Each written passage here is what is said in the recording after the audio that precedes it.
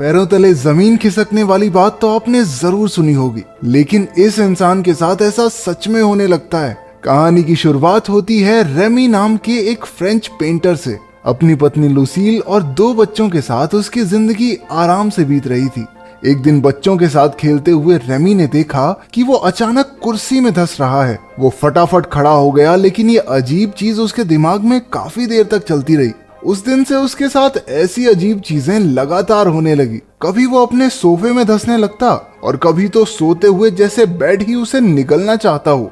उसे इस चीज की वजह समझ में नहीं आ रही थी, तो उसने सोचा कि शायद ये उसके दिमाग का वहम है। एक दिन रेमी अपने बच्चों के साथ स्टूडियो में था। गलती से वो पानी का नल बंद करना भूल गया, जिससे पूरा का पूरा स्टूडियो पानी में डूब गया। इस छोटी सी गलती की वजह से उसका पूरा करियर बर्बाद हो चुका था। उसने कुछ बची खुची पेंटिंग्स को बचाने की कोशिश की, लेकिन उसी वक्त वो फिर से जमीन में धंसने लगा। इस बार वो खुद को बाहर नहीं खींच पाया और किसी दूसरी दुनिया के समंदर में पहुंच गया। इस दुनिया में 1 नहीं 2 नहीं बल्कि 3 सूरज थे।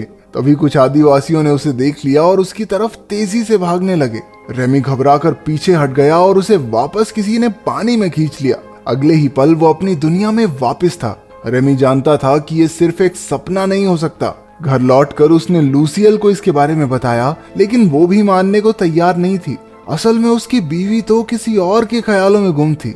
लूसील को अपने बॉस डॉक्टर गेलर से प्यार हो गया था और अब वो उसी के साथ रहना चाहती थी। एक ही दिन में रेमी अपने करियर के साथ साथ अपनी बीवी से भी हाथ धो बैठा था, मानो मुसीबतों का पहाड़ उस पर टूट पड़ा हो। रेमी ने फिर भी उससे शांति से बात करके प्रॉब्लम सॉल्व करने की कोशिश की, लेकिन लूसील तो डॉक्टर गेलर को उससे मिलाने के लिए घर ही ले आई थी। ये सब क्या चल रहा है? आशिक को पति से मिलाने घर ले आई? डर नहीं लगता इस औरत को? रेमी ने बिना कुछ कहे उन्हें अपनी मर्जी करने दी। उसने हताश होकर कहा कि वो कुछ ही दिनों में घर छोड़कर चला जाएगा। इसके बाद वो अपने परिवार के पास मदद मांगने पहुंचा। उन्होंने भी कुछ देर उसकी बात सुनी, लेकिन किसी ने ज्यादा ध्यान नहीं दिया। निराश होकर रेमी कॉफी बनाने के लिए रसोई में चला गया। एक बार फिर से अजीबोगरीब चीजें होने लगी। घर की बिल्ली अचानक हवा में ही जम गई। रेमी ने उसे पकड़कर इधर उधर घुमाया, लेकिन वो तो जैसे खिलौना बन गई थी। उसने अपने परिवार को आवाज लगाई, लेकिन उसे एहसास हुआ कि उसके आसपास की सारी चीजें थम सी गई हैं। समय एक ही जगह पर रुक चुका था। जमीन भी धीरे धीरे लिक्विड बनने लगी और रेमी एक बार फिर से उसमें धंसता जा रहा था। आंख खुली तो उसने देखा कि वो जंगल के बीचों बीच था। उसने आगे चलकर देखा कि कुछ आदिवासी एक जानवर को मारकर पका रहे थे। उसने उनसे मदद मांगी, लेकिन वो रेमी को ही अपना खाना बनाने के लिए उसके पीछे भागने लगे। रेमी भी अपनी जान बचाने के लिए ट्रेन की स्पीड से भागा। कुछ ही देर में वो एक गांव में पहुंचा और एक गुफा में जाकर छिप गया। तभी एक जोरदार शक्ति ने उसे वापस खींच लिया और वो धड़ाम से अपने घर में जाकर गिरा। सारी रसोई में चीजें इधर उधर बिखर गई थी। उसके परिवार ने आकर देखा तो रेमी ने उन्हें समझाने की बहुत कोशिश की, लेकिन उन्हें लगा अरे कॉफी में मिला के पीने लग गया, ये तो बीवी छोड़ की सदमे में आ गया बेचारा, हाय। इसके बाद वो चक्कर खाकर वहीं गिर पड़ा। उसकी आंखें हॉस्पिटल में खुली, लेकिन वहां भी कोई फायदा नहीं हुआ। डॉक्टर्स भी उसकी बात पर विश्वास नहीं कर रहे थे। अगले दिन रेमी अपने स्टूडियो गया तो बैंक वाले, उसके क्लाइंट सब उससे पैसे वसूलने पहुंचे हुए थे। अचानक से उन सब ने बोलना हिलना बंद कर दिया। इससे पहले कि रेमी को कुछ समझ आता, वो फिर से जमीन में धंसना शुरू हो गया। उसने खुद को रोकने की काफी कोशिश की, लेकिन वो तीसरी बार दूसरी दुनिया में पहुंच ही गया। वो एक पेड़ पर एक टोकरी में बैठा था और सभी आदिवासी उसकी तरफ खुशी से देख रहे थे। ऐसा लग रहा था मानो वो सब उसी का इंतजार कर रहे हों। इशारों इशारों में उसे समझ आया कि वो सब उसे उड़ता हुआ देखना चाहते थे। 50 रुपए दिए हैं, जब तक ये उड़ेगा नहीं मैं घर नहीं जाऊंगा। रेमी ने भी जोश में आकर उड़ने की कोशिश की, लेकिन मुंह के बल गिरा। उन्होंने जबरदस्ती उसे एक हरे रंग का जादुई फल खिला दिया, जिससे अचानक वो एक दूसरे की बातें आराम से समझने लगे। फिर कबीले के सरदार ने उन्हें समझाया कि वो आखिर उनकी दुनिया तक पहुंचा कैसे। असल में सभी आदिवासी जोटैन नाम के एक भयानक राक्षस से परेशान थे। वो किसी को भी उठाता और मारकर खा जाता था। कबीले के विद्वानों ने पता लगाया कि उनकी एक पौराणिक किताब के हिसाब से दूसरी दुनिया का एक आदमी ही उन्हें राक्षस से बचा सकता है। इसलिए वो तंत्र मंत्र से उस हीरो को अपनी दुनिया में लाने की कोशिश में लगे थे। रेमी के साथ वो अजीबोगरीब घटनाएं भी इसलिए हो रही थी क्योंकि वो ही उस कबीले का रक्षक है। लेकिन जो आदमी अपनी बीवी के आशिक को नहीं पीट पाया, वो राक्षस को क्या मारेगा। उसने कबीले की मदद करने से साफ इनकार कर दिया, लेकिन आदिवासियों ने उसका मन बनाने के लिए उसे एक चट्टान से उल्टा लटका दिया। फिर उसे एक गुफा में रखा गया जहां बैठकर उसे राक्षस से लड़ने का प्लान सोचना था। भूख लगने के कारण रेमी ने जैसे ही वहां रखा एक तरबूज उठाया, वो वापस अपनी दुनिया में पहुंच गया। इस बार उसने लोगों को अपनी कहानी बताई ही नहीं। वो जानता था कि कोई यकीन तो वैसे भी नहीं करेगा। इसके बाद वो एक लाइब्रेरी में जाकर अपनी मुश्किल का हल गूगल से पूछने लगा, लेकिन गूगल के पास भी इसका कोई हल नहीं था। अब उसने भर भर के प्रोटीन देना शुरू कर दिया ताकि वो ताकतवर बन के जोटैन को हरा सके। अगली बार वो दूसरी दुनिया में नए जोश के साथ पहुंचा। कबीले वालों ने उसे एक तलवार दी और जोटैन से बचने की तरकीब के बारे में पूछा। उसने सभी आदिवासियों को एक नए गांव में बसने को कहा और रास्ते में उनकी सुरक्षा करने का वादा किया। उनकी मान्यता थी कि जो भी गांव की सरहद के बाहर कदम रखेगा उस पर आसमान से बिजली गिर जाएगी। रेमी ने सबसे पहले सरहद पार करके दिखाई कि कुछ नहीं होगा, और देखते ही देखते उसके पीछे सारा गांव चलने लगा। अब सबको यकीन हो गया था कि रेमी ही उनका हीरो है। कुछ घंटों बाद जोटैन के 2 आदमियों ने उनका रास्ता रोक लिया। उन्होंने सबको गांव लौट जाने को कहा, लेकिन रेमी ने उनका बहादुरी से मुकाबला किया और तुक्के से एक को तो मार भी दिया। कुछ देर बाद उन्हें खबर मिली कि जोटैन उनके कबीले पर हमला बोलने वाला है। अपनी दुनिया में वापस आकर रेमी ने युद्ध कला और इतिहास के बारे में किताबें पढ़नी शुरू कर दी।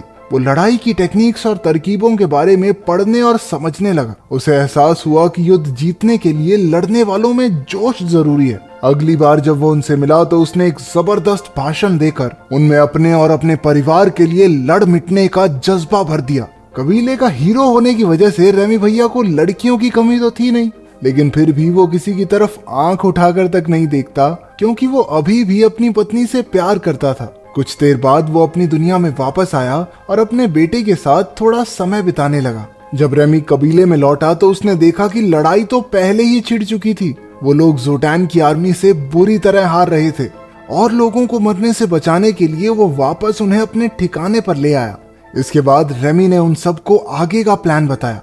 अगले दिन वो सो रहे दुश्मन सैनिकों के पास गया और उनकी बेइज्जती करनी शुरू कर दी। किसी को थप्पड़ दिए तो किसी को चिढ़ाया और सबको अपने पीछे लगा लिया।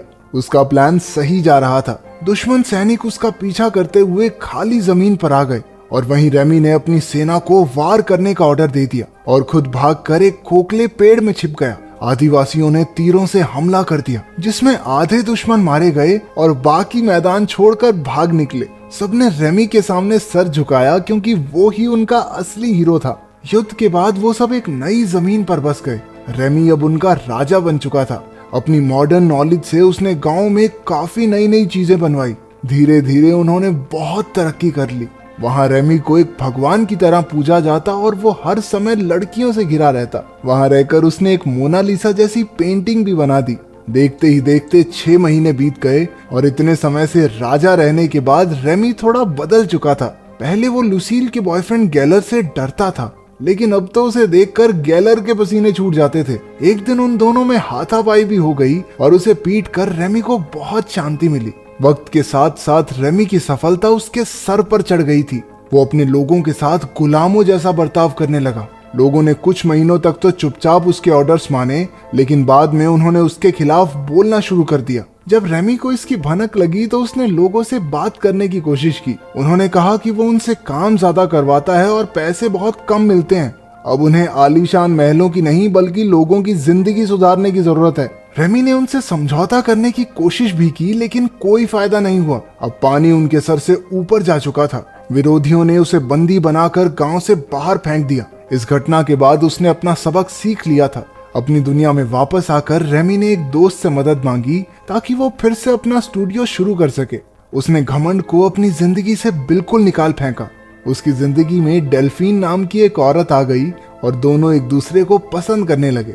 लेकिन जैसे ही डेल्फीन ने पहली बार रेमी को किस किया, वो एक बार फिर से दूसरी दुनिया में पहुंच गया। गांव के लोगों ने एक बार फिर से उसे बुलाया था क्योंकि मान्यता पूरी करने के लिए जोटैन को मारना जरूरी है। हालांकि रेमी इस सब में नहीं पड़ना चाहता था, लेकिन उन लोगों ने जबरदस्ती उसे जोटैन की गुफा में धक्का दे दिया। लड़ाई के दौरान ऐसा लगने लगा कि अब तो रेमी की खैर नहीं। उसने भाला उठाकर यूं ही कहीं भी फेंक दिया और वो सीधा जाकर जोटैन की छाती में लगा। राक्षस को मरा हुआ देखकर सभी खुशी से झूम उठे और आखिरी रस्म की तैयारी शुरू हो गई। असल में आखिरी रस्म ये है कि उन्हें रेमी को मारकर खाना होगा।